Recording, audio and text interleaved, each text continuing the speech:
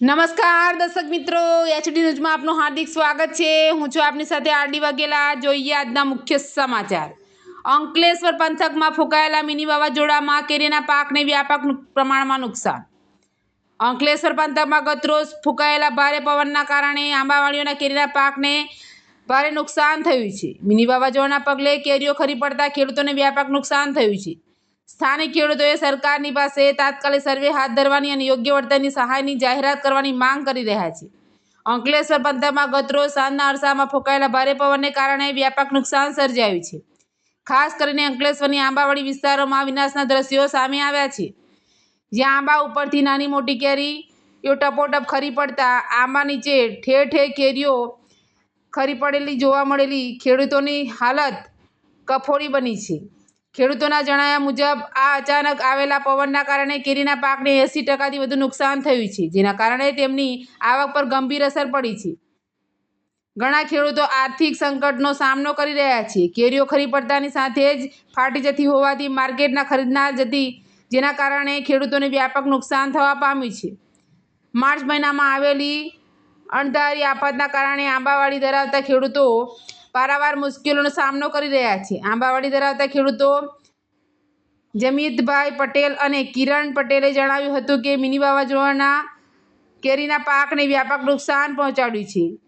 ચાલુ કેરીનો પાક અબલખ આવ્યો હતો અને સારી આવકની આશા જેવી હતી, જો કે તેમની વાવાઝોડાને તમામ આશાઓ પર પાણી ફેરવી દીધું છે। ત્યારે હવે કેરીના પાકનું ઉત્પાદન ઓછું થતાં કેરીના ભાવમાં પણ વધારો જોવા મળશે તેનું અનુમાન છે। ત્યારે સ્થાનિક ખેડૂતોએ સરકાર પાસે તાત્કાલિક સર્વે હાથ ધરવાની અને યોગ્ય સહાયની જાહેરાત કરવાની માંગ કરી રહ્યા છે, જેથી તેમને થયેલા નુકસાનમાંથી રાહત મળી શકે। એચડી ન્યૂઝ સાથે રિપોર્ટ જયેશ પ્રજાપતિ, જમીયતભાઈ મગનભાઈ પટેલ। હું આંબાવાડી ખેતી હારે સંકળાયેલો છું। હું દીવા ગામનો ખેડૂત છું। આ વર્ષે કેરીનો પાક ઘણો સારો એવો હતો। મોરપસરમાં ઘણો સારો આવેલો હતો ને કેરી ઝૂંપટી થઈ ગયેલી હતી, પણ ગઈકાલે જે વાવાઝોડું આવ્યું, મિની વાવાઝોડું, એના આવવાથી પુષ્કળ ઝાડો જોઈ પડ્યા છે ને એની ઉપર લાગેલી કેરી જે ઝૂંટી થઈ ગયેલી તે કેરી જમીન દોષ થઈ ગયેલી છે ને એ કેરી બજારની અંદર કોઈ કિંમત આવે એવી નથી। એટલે આ વર્ષે લોકોને મીઠી મધુરી કેરીનો સ્વાદ મોંઘો પડશે, ખાવાની મળશે પણ મોંઘો પડશે। એટલે પૂરા જથ્થામાં ખેડૂત પાસે કેરીનો માલ નથી। જે કંઈ બચેલી કચેલી હશે તે બજારમાં આવશે ને ખેડૂતને બહુ ખાવાની મોંઘી પડશે। જે કેરી ખરી પડી છે માર્કેટમાં જાઓ તો એનું કોઈ ભાવ અને માર્કેટમાં લઈ જઈએ તો કોઈ ભાવ કોઈ લેવા તૈયાર નથી। ખડેલી માલ, નીચે પડેલો માલ ને કોઈ પણ સંજોગોમાં ખેડૂતો પાસે વેપારી લેવા તૈયાર નથી ને એની કોઈ કિંમત નથી। નમસ્કાર, સુપ્રભાત। મારું નામ કિરણભાઈ ભીખાભાઈ પટેલ છે।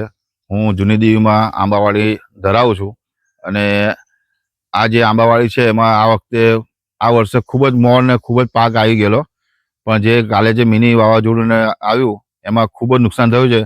બધી કેરીઓ અમારી ખરી ગઈ છે, નાની મોટીથી લઈને બધું જ, અને કોઈ આંબામાં કેરી બચી નથી।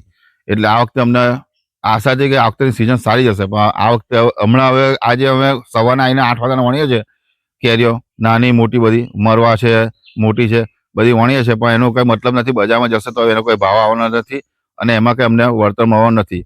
પણ જો આ બાબતે કદાચ સરકાર અમને સહાય તરીકે કંઈક સહાય કરે, સહાય આપે તો અમારું કંઈક નુકસાન ને બધું ભરપાઈ થાય।